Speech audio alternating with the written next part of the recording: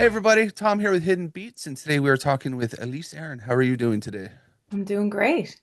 It's great. It's a nice day out. I think it's a nice day out. I haven't been outside yet, surprisingly, but It's a nice day here. looks nice. Nice light coming through, and Yeah, yeah. Summer has finally found its way to Cape Breton Island. well, so we're here today to talk about you, about your music, and about what you do in the world. But if you were to give a little elevator pitch just of who you are, what would that be? I would say I am an alternative rock artist. I'm based on Cape Breton Island in Nova Scotia, Canada, and my music sounds like maybe something you grew up with if you're a 90s baby, but something you might feel like is missing in your life Oh, now. I like the sound of that. Like the That's a sound good of one. that? Good.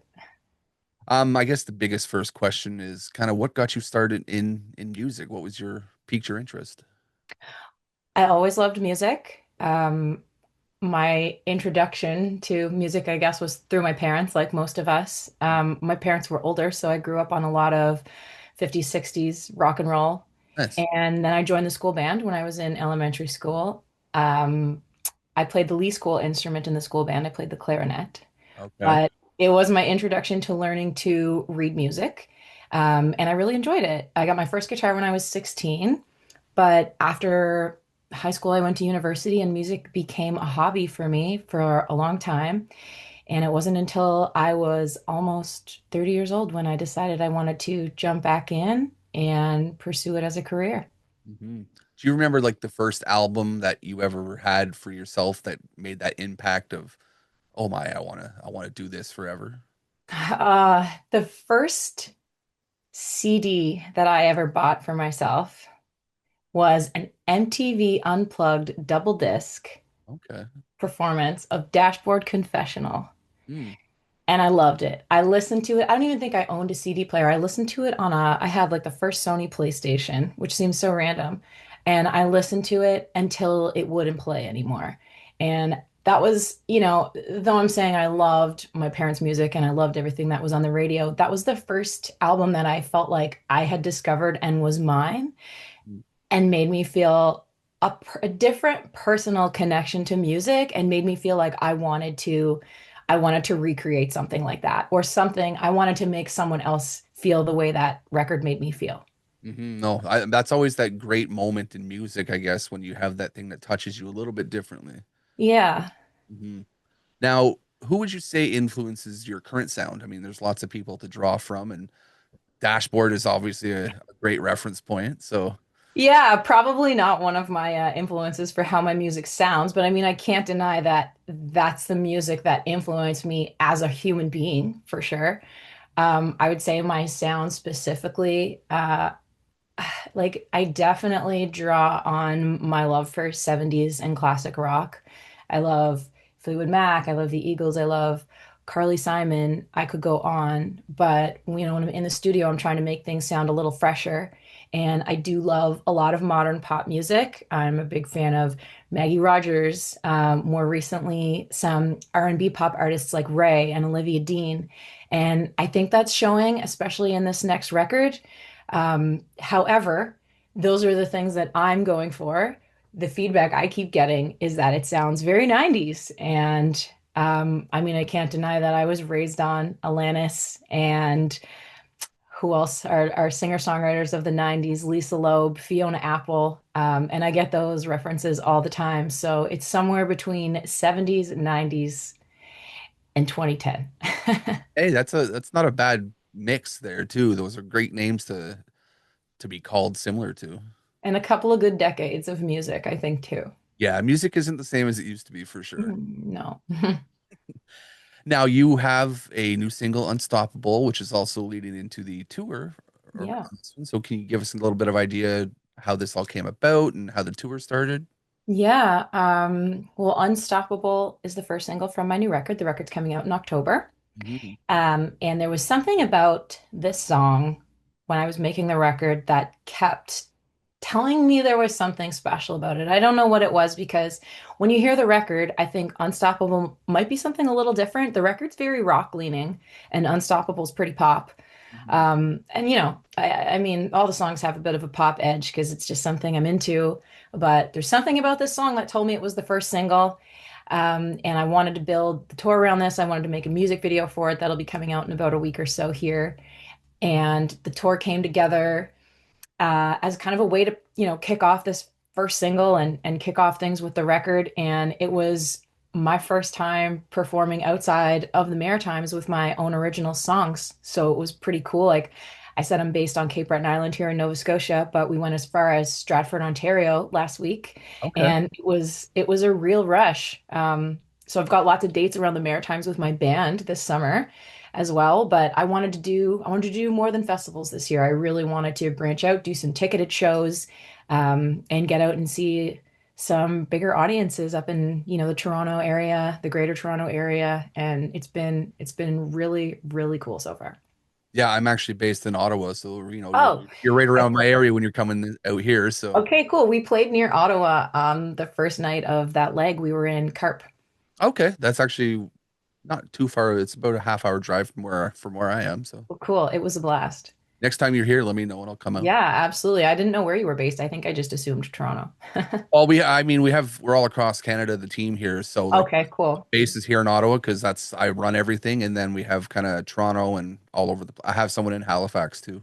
Awesome. Well, I would love to get back to Ottawa this fall, so I'll hit you up. Awesome, sounds good. Yeah. Oh, I'm curious how you think your music has evolved if you go back to your 2023 release of Joy State of Mind compared to now. How has your music grown? I think with Joy State of Mind, we were really leaning into a vintage sound, especially with songs like Under My Skin and Criminal. I was really going for this Fleetwood Mac, Tom Petty, kind of like 70s groove. And even with the elements we were using in production, like a lot of B3 organ, and we were keeping it really raw and really open.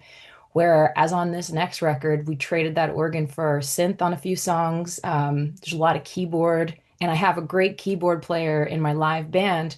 So I think envisioning these songs being performed live and envisioning the next few years of touring with this band really opened me up when I was in the studio to what the possibilities were. So I think this record is a little more fresh sounding, but I also think it's just a lot stronger because I was a lot more confident in who I was and what I wanted to say, both lyrically and musically.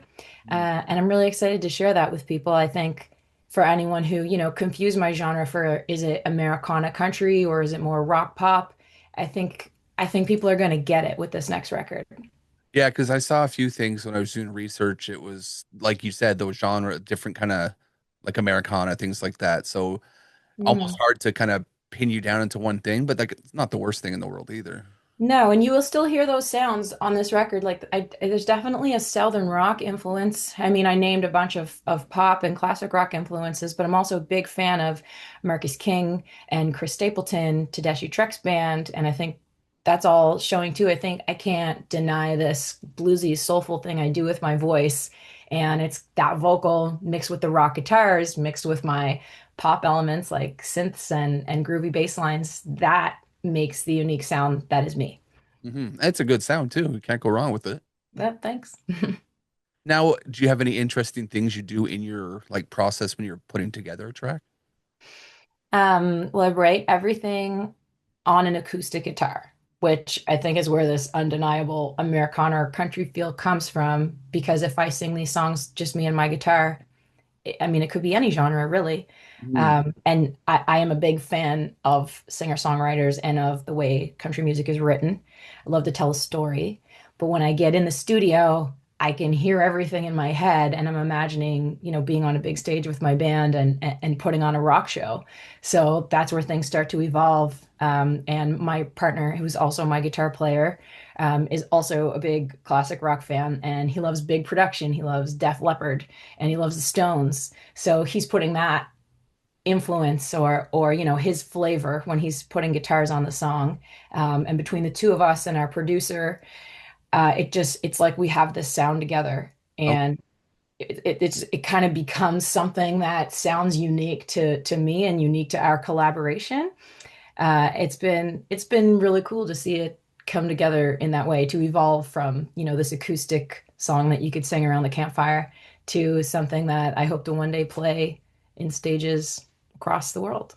No, it sounds fun, and that kind of collaboration is nice because it helps build everything, and you can bounce ideas off of everyone and have that really open, I guess, an honest performance. Yeah, and sometimes I can get stuck with the music. I have lyrics or I have a vocal melody or I have something that I really want to say. And then Garrett, that's my partner, will come to me with a chord progression that I'll have just kind of tucked away and I'll say, "Okay, what if I tried to write the story to this chord progression, or what if I tried to incorporate, his audio or his idea into what I'm trying to anyway." And then two worlds coming together is always something really unexpected and really unique. Like most of the songs, we don't, I couldn't even tell you what key it's supposed to be in because we're borrowing chords and we're changing, modes, and that's half of the fun. And I think that's what makes it so interesting and unique. Yeah, no, that sounds fun. It sounds like a good working environment for that. Yeah. What Mhm. else is it for if it's not fun, right? Yeah, exactly. And Yeah. it's doing you well because you won the 2024 Entertainer of the Year in Nova Scotia. Like you're Yeah. obviously getting some good feedback from things. Yeah. It that was a really cool feather in my hat to have and quite unexpected. But entertaining is a big part of what I want to do. Like I love to write songs. I love to be in the studio and put everything together, but there's absolutely nothing like playing those songs for people and getting a reaction. And I find the more I can think ahead to, how is this going to translate and how can I connect with someone using music as the medium to connect? Yeah, it's that's what it's there's no better feeling than playing something for somebody and them saying, "Me too." Yeah, no, that's amazing feeling. Yeah. Now, you being a fan of music, I like to ask this question kind of midway through my interviews, and on the first ones, it's always great. What's something that you think should be more or asked more in an interview scenario that's not asked enough? Mm, that's a great question. Because lots of times people do ask the same questions, right? There's always cookie cutter, and then you have to try to, massage it a little bit differently sometimes. Yeah, but you've asked questions in a slightly different way that I feel has just opened me up to answer things in a slightly different way. I love learning about another artist's creative process. So I always find it interesting when someone asks not just where did the song come from, but what was your process of working through it? I think that's a cool question. I also love knowing just like what are artists doing behind the scenes? Like, what are they doing when they're not writing music? Or what are they doing when they're not performing? What makes them the person that they are? That actually rolls into my next question about being grounded outside of music. Like, what keeps you doing what you're doing? It is a tough balance, and especially when you do have a little bit of success and the ball gets rolling, things get so busy and you want to keep moving. You want to keep the momentum going, of course. And I'm someone who can kind of lose themselves in their projects, but I mean, I'm happily dedicating my life to music. But there are things that I like to do that I do try and make sure I give myself time for. A few years ago, I bought a motorcycle Okay. and I learned to ride. So we had a very short summer here in Cape Breton. So when the Yeah. weather's nice, I do try and make time for that. I also love to read books, which is a little bit nerdy, but I am a little bit introverted, as extroverted as people think I am. I love to take a whole day to myself to just cozy up in my bed and read an entire book in 24 hours if I can. Yeah. Um, My wife yeah, does that too, actually. Yeah, I feel like I also love dance, and it's something I've tried to incorporate into my music, whether it's for a music video or collaborating with dancers who are also musicians and finding ways to make that part of my life as a whole. I'm kind of over the idea of work-life balance. I kind of want my work I kind of want my work to feel like I don't know how to explain this, but Well, you it's know. part of your life in a sense. Yeah, I want it to feel like I wake up and I do the thing I love and that's my work. Hmm. It's I don't know.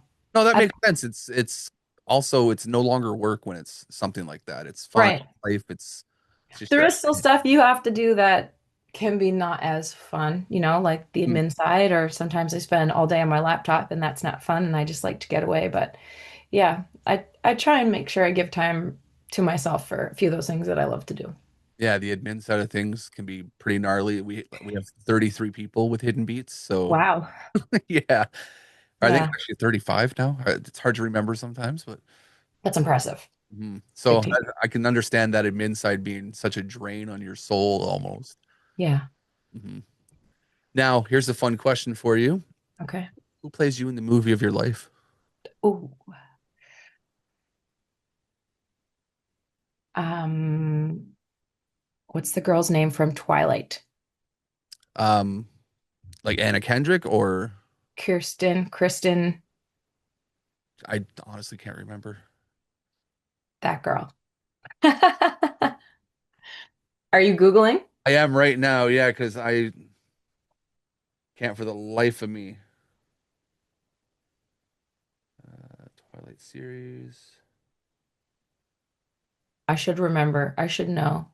Okay, Kristen Stewart. Kristen Stewart. It's She funny because played, you should remember a name like that. yeah, and she played Joan Jett in the Runaways movie, which I Yeah. still haven't seen because I can't find anywhere to watch it online anymore. I did watch it when it was out, and it's such a good movie. Cool. Yeah, I don't know. It's like t it's been taken off everything. Yeah, there's weird things that happen with movies these days. It's hard to Yeah. pin that down. Mm. Now, fun question's going to make you think. If you had to introduce your music to a new fan for the very first time, what's Mhm. the first song they need to listen to that brings them into your catalog? Mhm. I call this the favorite child question because it's hard to pick just one. It is. And now I feel like my new record is all my favorite children. So I can pick only one. Well, keep in mind this can change from week to week if you start feeling really Hmm. off. I think if I was introducing you based on my new record, I would want people to listen to the focus track, which will be released with the album, and it's called Cry. And there's something about it that I feel like captures the soulful Southern rock thing that I can't deny about my voice and about my inner world. And it's got these great rock guitars, and it's got this great moment at the end where my vocals and the lead guitar are kind of fighting for each other in the mix. And I can't wait to do that live. And I feel like that song sounds like who I am. Okay. But that's not out yet. So if it had to be something that is already released, it would probably be Under My Skin, which was the favorite child from my first record. And a similar thing like Unstoppable. I just knew it was the single. I made a choreographed music video for it that was so much fun. And I just felt like there was a whole world built around that song. And it always gets everybody on the dance floor when we play it live, which wasn't an intention. Um, so I think that's probably be Under My Skin. Okay. And like I said, next week that's going to change if something else kind of speaks a little bit more to you. Yeah, which child is behaving best next week? I have I have two kids myself, so I can definitely get better at the moment. My daughter last night tried to kill me, getting into our big bed at 1 a.m. and then kicking the whole night. So Oh, yeah, she's 2.5, so it kind of makes sense. But very, you forgave her quickly. you kind of have to because when she gives you that "I love you, Daddy" before she leaves for daycare, Oh, like, yeah, okay, yeah, okay. Do what you want. yeah. All right, another one's gonna make you think a little bit. Okay. What is your proudest moment in your career so far? It doesn't have to be specifically a song, but maybe something that really made you happy that you've accomplished. My proudest moment. Um, this is making me think. Um, I had a few. Definitely a moment that I felt like I just tried to hang on to as long as possible and really be in that moment was my band and I went to Nashville for Americana Fest last September. And we spent so much time getting ready for that. And the idea of like taking my entire band to Nashville seemed insane. But something just told me it was the right thing to do. And we had the best time and we had a great show, but it was more about like all of us. doing that thing together. And, none of us had performed in Nashville before. So it was like a huge moment for all of us. And it was kind of like, I don't know, I think it's some people's version of their first trip to Disney World with their kids, you know? Like that's what it was for me. It was like, this is my musical family going on this super cool trip together, our first trip together to the States and our first time performing outside of Canada. And it was really special. And I hope that I can, your memories as you get older, it's like I can't even remember. Like last night I was working, I couldn't remember if I clocked out immediately after I had clocked out. You're just so busy with so much responsibility, but that's a memory that I hope stays fresh in my mind because it was really special. Yeah, those ones that kind of mean something, like Nashville's a music mecca in a sense too. It's Yeah, it was just there was just an energy from like the moment we got like we drove to the Halifax airport, the moment we got through security because I had so much stress about it. It was just like, okay, like it's on. yeah, no, that's gonna Yeah, be. it's fun.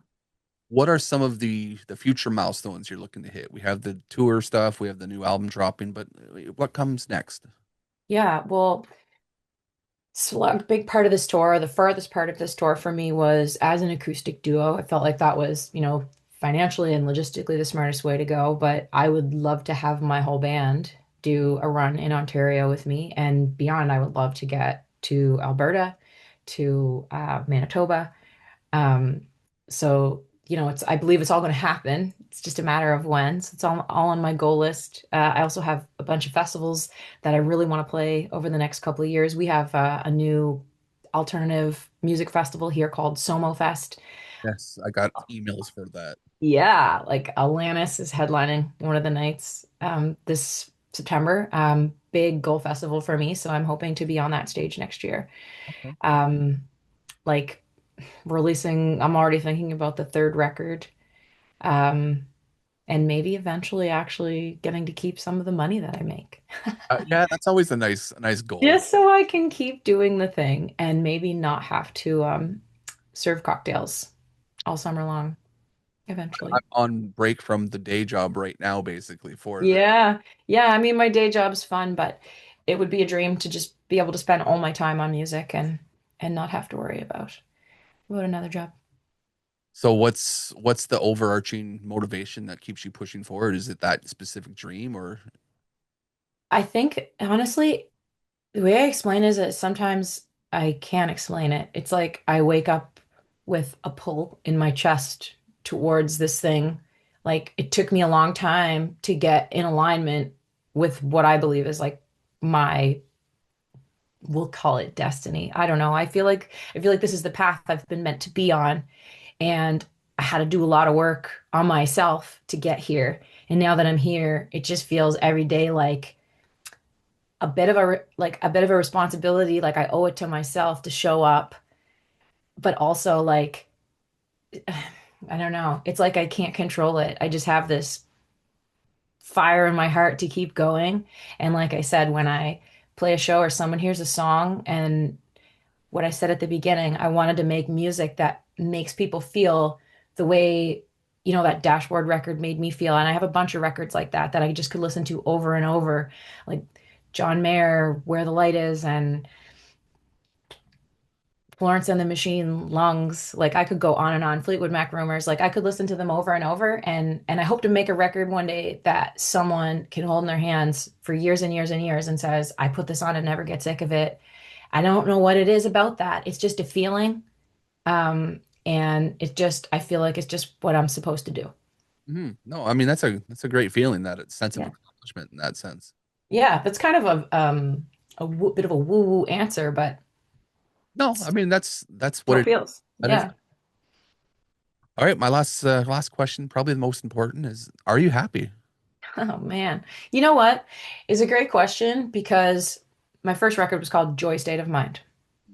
And what that whole record encompassed for me as a feeling was that you might not always feel happy, but I think you can always, if you're, living this aligned life I'm talking about, I think you always feel joy. And I think you can find an overarching sense of joy through any moment. Like I might wake up today and it's raining and maybe or so what happens, plans get canceled or something, I don't feel happy about it, but I still feel joy because I'm right where I'm supposed to be. Yeah. How's that? Is that a good answer? No, I like that. Yeah, but I'm also generally a pretty happy person. Yeah, So and yeah, happiness is always subjective and stuff. Like everyone feels it in different ways. So your answer is going to be personal to yours. And if it exactly. draws with It- someone, then it makes sense. yeah, and I think happiness is a bit elusive, and I think we chase it a bit and we can compare using happiness, but I think joy is something that you can have all the time. Yeah. No, I Yeah, like. yeah. Since that's everything I have written down here, is there any final words of wisdom you'd like to leave to people? Wisdom. Wisdom, advice, anything that kind of comes to mind? Yeah, I think something that people are really coming to be aware of is that nobody cares. So don't worry about what people think. Don't worry about trying and failing or looking weird or sounding bad. Like, if there's something you want to do, go out there and do it. Be bad at it. Like, let yourself fail. Like, people aren't going home and talking about you after that happens. Everyone's so busy with their own lives. I'm so grateful that I found the guts to go out there and be bad for a little while until I could get good. And I wish that for everybody. So if anyone's stumbling out there through, just like follow me on TikTok and watch me be bad on TikTok. It's starting to work. Hey, yeah, it has to work at some point. Yeah, and like no one cares. No one like kicked me off TikTok because I was bad at it for a bit. You know, Yeah. no one in my neighborhood sees me at the grocery store and is like, "How about that TikTok you made?" Like, well, That's all the good. goal almost. So is having somebody because you've blown up that much that, hey, that TikTok you made, it sucked. Yeah, like, no one's ever said that to me. And if they, I probably no one's ever said that behind my back. I've never said it behind anyone else's back, so who cares? Because Go if do your thing. you're genuine, having fun, it doesn't matter anymore. Yeah, exactly. Awesome. Well, where can people find you on social media? I am at Elyse Aeryn everywhere on a underscore on TikTok. Also my website, ElyseAryn.com, links off to all my socials and streaming services. Show dates are there, new singles there, and the new record will be there in a few months. Awesome. We'll make sure we link that in the description. It would Thank you. It's great getting to sit and have a chat with you. Yes, thank you so much. This was great. Hopefully we'll get to do it again. And like I said, when you're here in Ottawa, or if you hit Somo Fest, I'll send someone out there to get some cool pictures of you. Yeah, cool. Stay tuned.